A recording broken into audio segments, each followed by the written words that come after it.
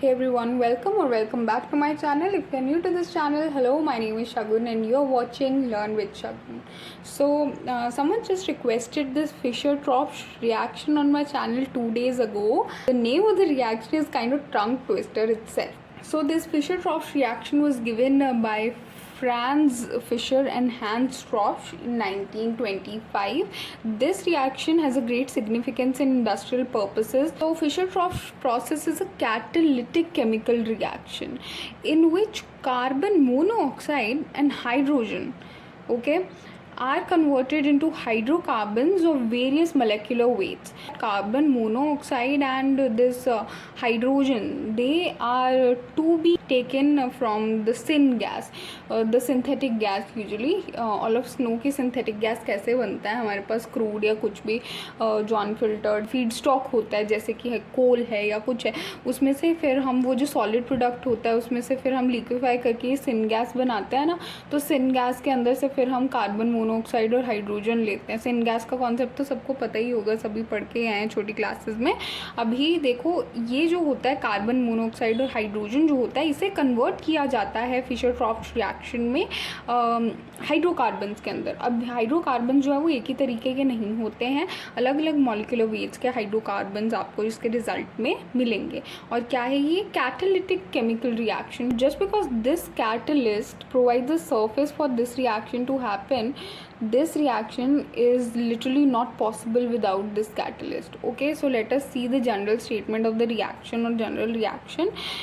इसमें क्या होता है कि आपका जो carbon monoxide, you can see carbon monoxide gaseous state में है और n नंबर ऑफ मॉलिक्यूल जिसके हम ले रहे हैं, और उसके बाद आपके पास हाइड्रोजन है दूसरा रिएक्टेंट जो कि फिर से गैशियस स्टेट में है. और इसकी जो क्वांटिटी आप लेने वाले हैं that should be more than double the amount of carbon monoxide you have taken. Okay, so 2n+1 इसका आप अमाउंट लेंगे. Okay, now we are taking a transition metal catalyst right here. और जब ये दोनों रिएक्टेंट्स इसकी प्रेजेंस में जो है वो रिएक्ट करते हैं तो आपको रिजल्ट में मिलता है हाइड्रोकार्बन. यू मे रिकग्नाइज ये फॉर्मूला है एल्केन का, CnH2n+2, राइट, एल्केन. और प्लस आपको इसके रिजल्ट में n number of water molecules भी मिलते हैं. And it is a highly exothermic reaction. बहुत सारा हीट लिबरेट होता है रिएक्शन के रिजल्ट में. ओके, ये जो रिएक्शन होता है it's a heterogeneous catalysis. Heterogeneous catalysis क्यों है ये? बिकॉज जो आप रिएक्टेंट्स ले रहे हैं, मैंने तभी यहाँ पे स्पेशली मेंशन किया कि ये गैशियस फॉर्म में ले रहे हैं, और जो आपका कैटलिस्ट है that is in the solid form. So all of us such kind of reactions are known as the heterogeneous catalytic reactions. So it's a heterogeneous catalysis because reactants are in gaseous phase and the catalyst is in the solid phase. Now let us talk about the catalyst bit more. Okay, so catalysts are majorly transition metals over here. और transition metals अभी नहीं करवा सकते हैं specifically. हमारे पास cobalt हम use कर सकते हैं, आयरन यूज़ कर सकते हैं, we can use nickel also, ruthenium और रोडियम भी यूज़ कर सकते हैं. ओके, सो डिपेंडिंग कि आपको प्रोडक्ट क्या चाहिए या फीड स्टॉक क्या आप ले रहे हैं. तो प्रोडक्ट और फीड स्टॉक के ऊपर भी डिपेंड करता है what kind of catalyst we are gonna take. Compare करते हैं इन सबको हम अभी. कोबाल्ट और आयरन जो होते हैं वो सबसे ज़्यादा डिज़ायरेबल कैटलिस्ट और मोस्ट इफेक्टिव कैटलिस्ट आप बोल सकते हैं इस रिएक्शन के लिए होते हैं. निकल से भी रिएक्शन पॉसिबल होता है, रुथेनियम से भी होता है, रोडियम से भी होता है, लेकिन जो मोस्ट डिज़ायरेबल है वो आयरन है स्पेसिफिकली. कोबाल्ट भी है लेकिन iron is the most effective. Okay, so ऐसा क्यों है ये भी बात करते हैं हम कि ये जो आपका निकल की बात करते हैं पहले. निकल जो है स्पेसिफिकली ये तब आप लें अगर आपको प्रोडक्ट में जो है वो मीथेन चाहिए, क्योंकि ये मिथेनेशन करता है. जो निकल होता है ये प्रोडक्ट में जो है वो मीथेन देता है स्पेसिफिकली. तो मीथेन तो ज़्यादा किसी यूज़ का होता नहीं है, तो मीथेन की ज़्यादा रिक्वायरमेंट ना होने के कारण निकल को एज अ कैटलिस्ट कम ही यूज़ किया जाता है. ओके, और दूसरी अगर बात की जाए इसकी कोबाल्ट की, तो कोबाल्ट जो है वो आपको हाइड्रोकार्बन बेशक दे सकता है, बट कोबाल्ट जो है वो आयरन से बहुत महंगा होता है. It's very expensive. जैसे आपने कोल यूज़ कर लिया एज अ फीड स्टॉक, फिर आपको जो है वो आयरन यूज़ करना चाहिए. तो ये भी चीज़ें होती हैं. Cobalt is 230 times more expensive than iron. So obviously iron would be the most desirable catalyst to be used, right, effective also. तो उसके बाद फीड स्टॉक के ऊपर भी डिपेंड करता है. फीड स्टॉक क्या होता है ना कि जैसे आपको मैंने बोला कि सिनगैस चाहिए होती है, तो सिनगैस डायरेक्ट प्रिपेयर करनी पड़ती है. तो डायरेक्टली आपको कहीं से सिनगैस मिलती नहीं. अगर आप इंडस्ट्रियल पर्पसेस में इंडस्ट्री में बना रहे हो, ये रिएक्शन करवा रहे हो इंडस्ट्री में हाइड्रोकार्बन ऑब्टेन करने के लिए, तो आपको पहले सिनगैस बनानी पड़ेगी. अब सिनगैस के लिए आपको चाहिए कुछ फीड स्टॉक जहाँ से आप इसको बना सको. तो ये जैसे नेचुरल गैस है या कोल है या ऐसी चीज़ें, उससे बनेगी, ठीक है. तो जैसे जहाँ से आपको कार्बन मतलब कुछ कार्बन का सोर्स हो, ठीक है. तो जैसे अब इसको प्रिपेयर करने के लिए अगर आपने फीड स्टॉक जो है वो ले रखा है नेचुरल गैस, तो उस केस में कोबाल्ट जो है वो ज़्यादा प्रेफर किया जाता है एज अ कैटलिस्ट. और अगर मान लीजिए आपने कुछ लो क्वालिटी का जो है वो फीड स्टॉक यूज़ कर रहे हो. सो बिफोर मूविंग फॉरवर्ड एक बार फिर से let me remind you all कि रिएक्टेंट हमारे पास जो है वो कार्बन मोनोऑक्साइड और हाइड्रोजन है, हाइड्रोजन मॉलिक्यूल है, जो कि सिंथेटिक मतलब सिन गैस से के बीच से हमने लिया हुआ है, ठीक है. और जो प्रोडक्ट हमें क्या चाहिए यहाँ पे, एलिफेटिक हाइड्रोकार्बन्स चाहिए. ओके, तो let us move forward. So up next I have brought you a simple description of how this process happens in an industry. मैंने डायग्रामेटिकली नहीं किया है बिकॉज हम उसमें जा भी नहीं रहे हैं प्रोसेस में डीप, हम रिएक्शन की बात कर रहे हैं यहाँ पे. तो वहाँ पे आप कोई भी, मैंने बोला कि आपको कार्बन का सोर्स चाहिए होता है कुछ भी, जैसे कोल ले लो या आप नेचुरल गैस ले लो, ठीक है. गैस प्रोडक्शन करो उधर से, फिर आपको कुछ भी यहाँ से मिथेन है या स्टीम ऑक्सीजन है, वो यहाँ से जब एक्सट्रैक्ट होता है तो सिन गैस का प्रोडक्शन होता है. सिन गैस के प्रोडक्शन में आपको कार्बन मोनोऑक्साइड और जो हाइड्रोजन है वो सेपरेटली मिल जाते हैं, बिकॉज आपको पता है मीथेन और ऑक्सीजन रिएक्ट करके तो यही बाई प्रोडक्ट मिलते हैं आपको. तो गैस प्रोडक्शन मतलब कार्बन का सोर्स लिया, गैस प्रोडक्शन किया मीथेन, और ऑक्सीजन प्रोवाइड करवाया, सिन गैस प्रोडक्शन हुआ. CH4 और O2 के जो रिएक्शन है उससे आपके पास कार्बन मोनोऑक्साइड और हाइड्रोजन आ गई है, सिन गैस प्रोड्यूस हो चुकी है. अब मैंने बोला कि सिन गैस में से ही ये लिए जाते हैं कार्बन मोनोऑक्साइड और हाइड्रोजन जो है आपके. अभी ये आपको मिल गए हैं. तो अभी मेन जो चीज़ हम पढ़ रहे हैं यहाँ पे विच इज़ फिशर-ट्रॉप्श सिंथेसिस, यही जो चीज़ है इसी के स्टेप्स मैंने नीचे अब करवाए हैं, ठीक है. This is the main thing, Fischer Tropsch synthesis. Okay, फिर वही इसके रिज़ल्ट में जो आपको बाई प्रोडक्ट मिलता है, जैसे आपको मिल गए हैं इसके रिज़ल्ट में हाइड्रोकार्बन, फिर लिक्विफिकेशन करके प्रोडक्ट प्रोसेसिंग आगे हो जाती है, ठीक है. जो भी प्रोडक्ट आपने ऑब्टेन किया है उसकी प्रोसेसिंग करके फिर उसको यूज़ के लिए निकाल लिया जाता है. ओके, सो करना क्या है, मेन क्या है, फिशर-ट्रॉप्श सिंथेसिस कैसे होती है वो रिएक्शन समझना है अभी हमने.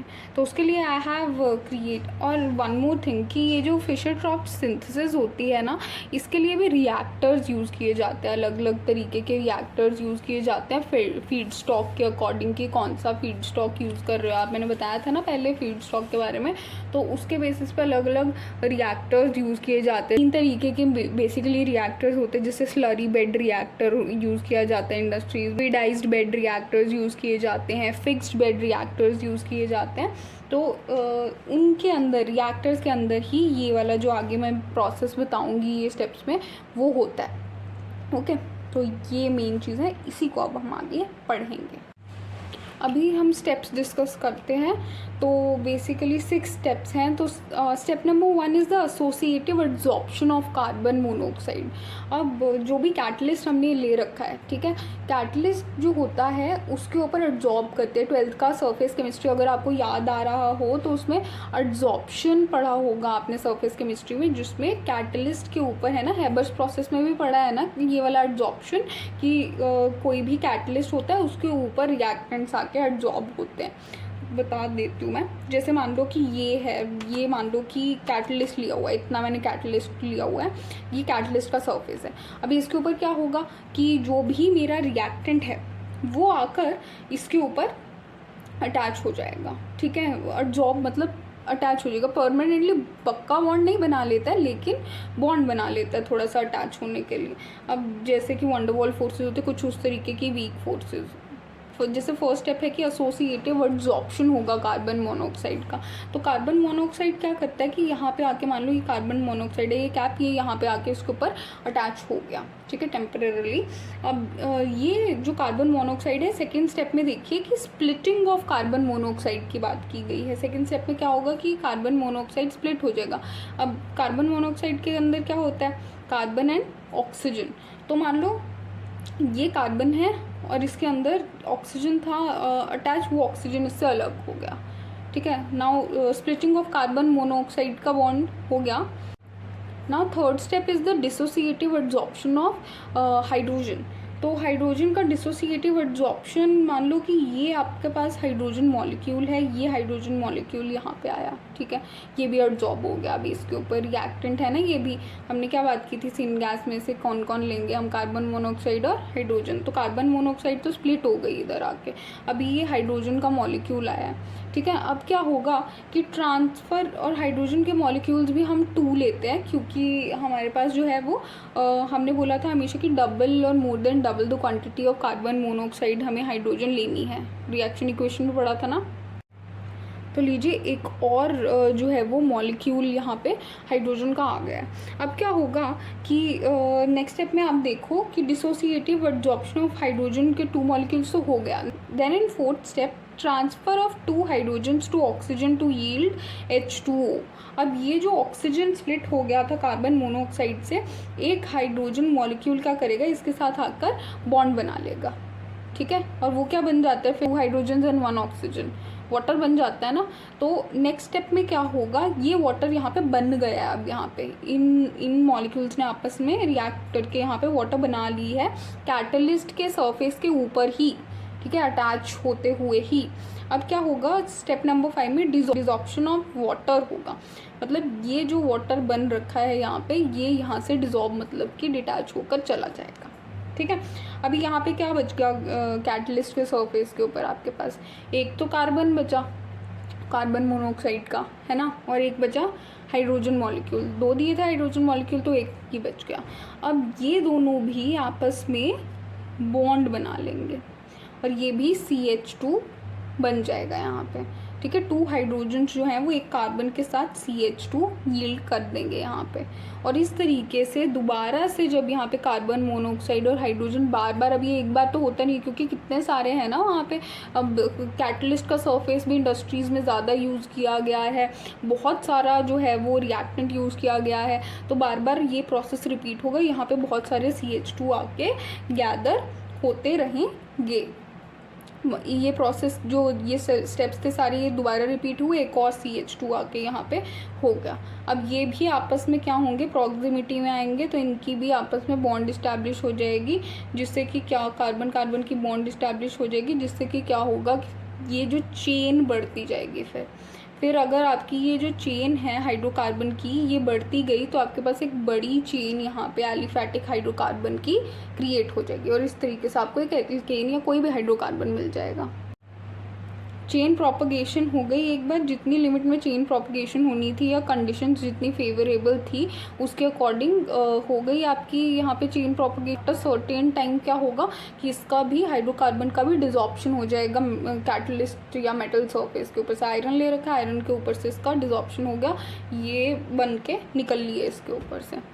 So this is how this process happens. तो इसको मैंने सिंप्लीफाई करके 6 स्टेप्स में बताया है कि किस तरीके से ये होता है। अगर आपने एग्ज़ाम में इसका डायग्राम बनाना है तो आप इस तरीके से बना सकते हो। ये क्या है, लिख लेना है यहाँ पे, मेटल सरफेस है ये। मेटल सरफेस के ऊपर स्टेप्स के अकॉर्डिंग फर्स्ट स्टेप में आपका कार्बन मोनोऑक्साइड आकर एब्जॉर्ब हुआ, फिर उसका स्प्लिटिंग हो गया कार्बन और ऑक्सीजन के अंदर, कि 2 हाइड्रोजन्स का यहाँ पे मॉलिक्यूल्स का एडिशन हुआ था। 2 हाइड्रोजन्स आकर यहाँ पे ऐड हुए, जिसमें से एक क्या हुआ, ऑक्सीजन के साथ बॉन्ड बनाकर निकल लिया वाटर की फॉर्म में, राइट। और एक आपका रह गया कार्बन और एक हाइड्रोजन मॉलिक्यूल, और इन दोनों ने आपस में बॉन्ड बनाया, CH2 एस्टैब्लिश कर लिया यहाँ पे एक मिथाइल बॉन्ड। अब ये जो है दोबारा प्रोसेस रिपीट होगा वाटर का एलिमिनेशन के साथ, ये बार बार रिपीटेटिवली बनता जाएगा, जिसकी वजह से ये आपस में भी प्रॉक्सिमिटी में आएंगे और इनके बीच भी एक चेन इस्टेब्लिश, बॉन्ड इस्टेब्लिश हो जाएगी और एक चेन बन जाएगी, जिसकी फाइनली यहाँ से डिजॉर्प्शन हो जाएगी और वो एक हाइड्रोकार्बन की फॉर्म में यहाँ से निकल लेंगे। अगर आपको फिर भी कोई डाउट है कि कैटलिस्ट के सरफेस के ऊपर कैसे हो रहा है, तो एक बार ये भी देख लो कि जैसे मान लो कैटलिस्ट जो है, अगर आपने आयरन ही मेटल ले रखा है, कोई भी ट्रांजिशन मेटल ले रखा है, उसका जो सरफेस होता है आपको पता है कि उसके सरफेस के अंदर भी तो एटम्स ही होते हैं, वो भी तो एटम से ही कंस्टिट्यूटेड होता है, राइट। तो अगर ये सब Fe के है ना, फेरस के एटम्स हैं, ओके। अब आपको याद होगा, अगर आपने 12th में पढ़ा हुआ है कि यहाँ पे प्रमोटर्स भी कभी कभी यूज़ किए जाते हैं। तो ये जो आयरन वाला होता है, इसके लिए एल्कली मेटल्स बहुत अच्छे प्रमोटर्स होते हैं कि बीच में कहीं कहीं आप एल्कली मेटल यूज़ कर लो, ठीक है। बहुत अच्छा प्रमोटर एक्ट करता है एब्जॉर्प्शन के लिए वो। अब क्या होता है, जैसे ये इसका सरफेस है, अभी सरफेस के ऊपर आएगा, जैसे मान लो कि कार्बन हमने क्या डाला था, कार्बन मोनोऑक्साइड डाला था ना। तो जैसे कार्बन मोनोऑक्साइड का मॉलिक्यूल है, तो वो ये आ रहा है कार्बन मोनोऑक्साइड का मॉलिक्यूल, ठीक है। इसमें ऑक्सीजन अलग है, कार्बन अलग है। जैसे इसको हम ले लेते हैं इस फॉर्म में ले लेते हैं, ये कार्बन और ये ऑक्सीजन, ठीक है। तो ये यहाँ पे आके इसके ऊपर क्या कर जाता है, इसके वॉइड्स होते हैं, ये जो भी गैप्स होते हैं उसके ऊपर, जैसे यहाँ पे आपका कार्बन आ गया और यहाँ पे पहले तो इकट्ठे ही वो लोग आके एब्जॉर्ब किए होंगे, फिर थोड़ी देर बाद वो स्प्लिट कर गए। तो ये यहाँ पे जैसे कार्बन बंद हो गया था वीडियो, पता नहीं कैसे, रिज्यूम करती हूँ मैं। यहाँ पे जैसे कार्बन मोनोऑक्साइड स्प्लिट हो गया है यहाँ पे कार्बन और ऑक्सीजन में, और एक हाइड्रोजन जो है, वो हाइड्रोजन का मॉलिक्यूल जो है वो इस तरीके से है, और वो यहाँ पे आके इसके ऊपर बाइंड कर जाता है, ठीक है। ये अब ये क्या करेगा, ये इसकी प्रॉक्सिमिटी में आएगा तो ये दोनों अटैच होंगे और ये H2O बना के यहाँ से डिजॉर्प्शन जब होगा तो ये निकल लेंगे H2O की फॉर्म में, ठीक है। तो वो यहाँ से निकल जाएंगे। इस तरीके से सरफेस केमिस्ट्री में चीज़ें होती हैं। मैं बस रिमाइंड करवाना चाहती थी, अगर किसी को बाई चांस नहीं याद हो तो, ठीक है। So I hope the concept is clear कि कैसे आपको ये हाइड्रोकार्बन मिला है एंड में। This is all for this video. I hope you found something useful in this video. जिन्होंने ये वीडियो रिक्वेस्ट किया था, अगर उन्हें अच्छा लगा तो प्लीज़ शेयर करें अपने फ्रेंड्स के साथ, एंड थैंक्स फॉर वॉचिंग।